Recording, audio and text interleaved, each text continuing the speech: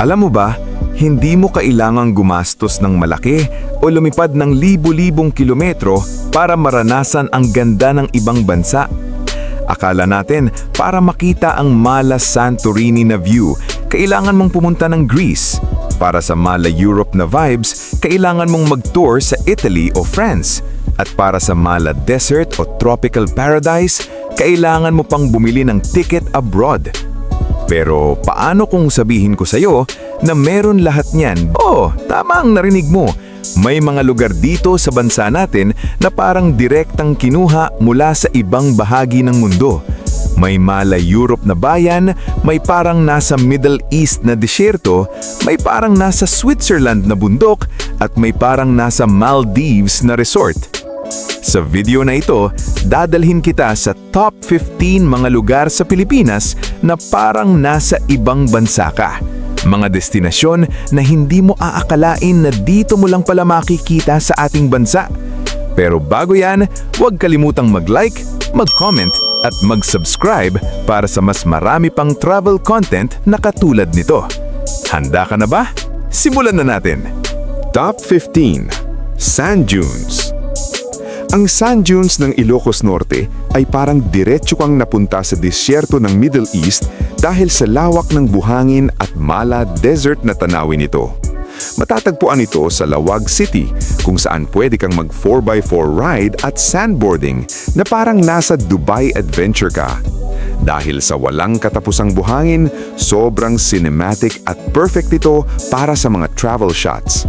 Isa ito sa pinaka-unique na landscape na hindi mo aakalain na meron dito sa Pilipinas.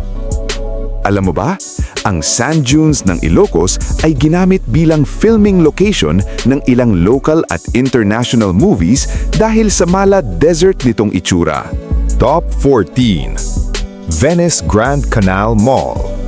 Ang Venice Grand Canal Mall ay isang shopping at lifestyle destination na parang nasa Italy ka dahil sa gondola rides at kanal na tumatawid sa gitna ng mall.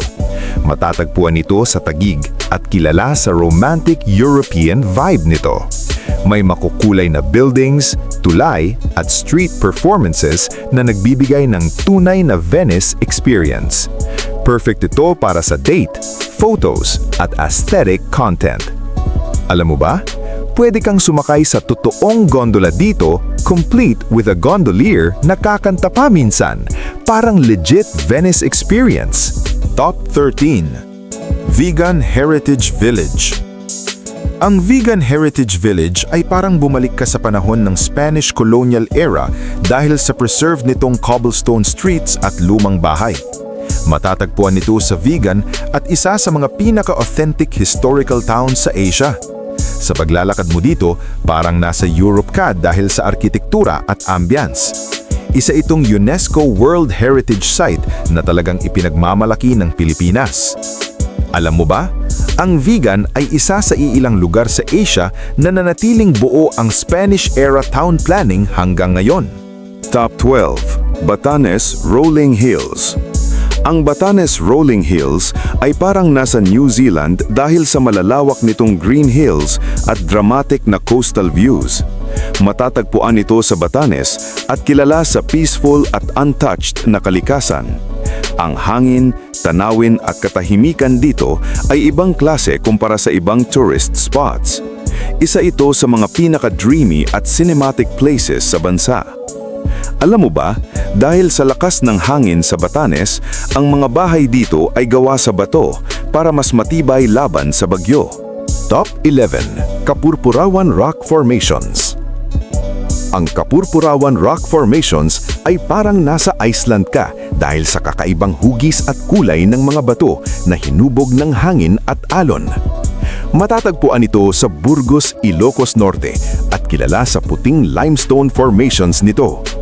Ang kontrast ng puting bato at asul na dagat ay sobrang ganda at unique. Perfect ito para sa dramatic at aesthetic na travel shots. Alam mo ba, ang salitang kapurpurawan ay nangangahulugang maputi na eksaktong naglalarawan sa kulay ng mga bato dito.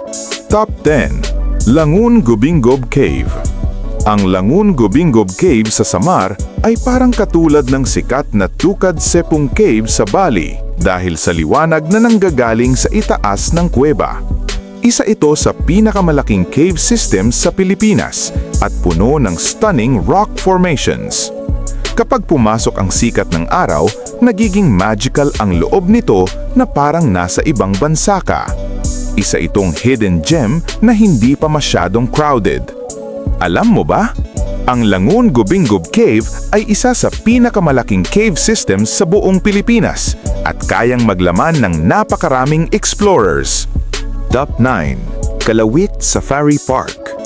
Ang Kalawit Safari Park ay parang nasa Africa ka dahil sa presence ng mga giraffe, zebra at iba pang exotic animals na malayang gumagala.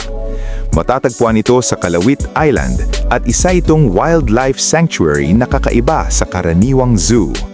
Sa pagbisita mo dito, para kang nag-safari adventure na hindi na kailangan pang lumipad papuntang Africa. Isa ito sa pinaka-unique na experiences sa Pilipinas. Alam mo ba? Ang mga hayop dito tulad ng giraffe at zebra ay dinala pa mula Africa noong 1970s bilang bahagi ng conservation project. Top 8. Sumage Island Sandbar. Ang Sumage Island Sandbar ay parang nasa Maldives ka dahil sa puting buhangin, malinaw at malakristal na tubig na nakapaligid dito. Matatagpuan ito sa Palawan at kilala sa peaceful at tropical paradise vibes nito. Kapag low tide, lumalabas ang sandbar dito na parang lumulutang sa gitna ng dagat. Perfect ito para sa drone shots at ultimate beach escape. Alam mo ba, ang ilang sandbars sa Palawan ay nawawala kapag high tide at muling lumilitaw kapag low tide, kaya parang Magic Island ang dating nito. Top 7. Siargao Palm Tree Road. Ang Siargao Palm Tree Road ay parang nasa California o Hawaii ka dahil sa mahahabang hanay ng coconut trees sa magkabilang gilid ng kalsada. Matatagpuan ito sa Siargao at isa sa pinaka-iconic na spots sa isla. Ang straight road na may endless palm trees ay sobrang aesthetic at perfect sa travel photos at reels. Isa ito sa mga pinaka-Instagrammable places sa Pilipinas. Alam mo ba, ang Siargao ay tinataguriang surfing capital of the Philippines at dinadayo ng surfers mula sa iba't ibang bansa. Top 6. Masungi Geo Reserve. Ang Masungi Geo Reserve ay parang nasa tropical jungle ng Southeast Asia ka na may adventure twist dahil sa rope courses at rock formations nito.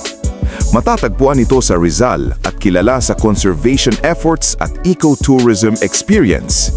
Dito, maglalakad ka sa mga hanging bridges at makikita ang breathtaking forest views. Isa itong perfect mix ng nature at adventure na parang nasa ibang bansa. Alam mo ba, ang Masungi ay higit 60 million years old na limestone formations na nabuo pa noong sinaunang panahon. Top 5. Twin Lagoon ng Coron. Ang Twin Lagoon ng Coron ay parang nasa Thailand o Vietnam dahil sa limestone cliffs at turquoise na tubig na sobrang linaw. Matatagpuan ito sa Coron, Palawan at isa sa pinakasikat na tourist spots sa bansa. Ang kakaiba dito ay ang paghahalo ng mainit at malamig na tubig sa lagoon. Sa ganda nito, parang hindi ka na nasa Pilipinas kundi nasa isang international paradise. Alam mo ba, ang Twin Lagoon ay may natural na thermocline. Ibig sabihin, nagtatagpo ang malamig at mainit na tubig sa loob nito. Kamusta mga kabida? Sa lahat ng mga lugar na napakita natin, ilan ang napuntahan mo? May mga lugar ba dito na akala mo ay ibang bansa pero nagulat ka na lang na nasa Pilipinas lang pala? Comment mo na sa baba kung alin ang pinaka-favorite mo at kung saan mo gustong pumunta next. Balik tayo sa listahan. Top 4. The Farm at San Benito. Ang The Farm at San Benito ay parang nasa Bali, Indonesia ka dahil sa lush greenery, luxury villas at relaxing wellness atmosphere nito. Matatagpuan ito sa Batangas at kilala bilang isang world-class eco-luxury resort. Dito, mararanasan mo ang tahimik at zen na environment na perfect para sa relaxation at detox. Sa ganda ng lugar, parang hindi ka na nasa Pilipinas, kundi nasa isang tropical sanctuary abroad. Alam mo ba, ang The Farm at San Benito ay kilala internationally at dinadayo pa ng mga celebrities mula sa iba't ibang bansa. Top 3. Banawe Rice Terraces. Ang Banawe Rice Terraces ay parang napunta ka sa Vietnam dahil sa hagdang-hagdang palayan na sumusunod sa hugis ng bundok. Matatagpuan ito sa Ifugao at nagpapakita ng galing ng sinaunang Pilipino sa engineering at agriculture. Ang tanawin dito ay sobrang relaxing at cinematic, lalo na kapag luntian ang mga palayan. Isa ito sa mga patunay na world-class ang ganda ng Pilipinas. Alam mo ba, ang rice terraces sa Ifugao ay ilang libong taon nang ginawa at pinapasa mula henerasyon hanggang henerasyon. Top 2. Big Lagoon of El Nido. Ang Big Lagoon ng El Nido ay parang nasa Maldives o Thailand ka dahil sa malinaw na tubig at towering limestone cliffs na nakapaligid dito. Matatagpuan ito sa El Nido, Palawan at isa sa pinaka-iconic na destination sa bansa. Ang pagpasok sa lagoon gamit ang kayak ay isang unforgettable experience. Sa sobrang ganda nito, para kang nasa postcard na nabuhay. Alam mo ba, ang El Nido ay madalas mapasama sa listahan ng World's Best Islands ng mga international travel magazines.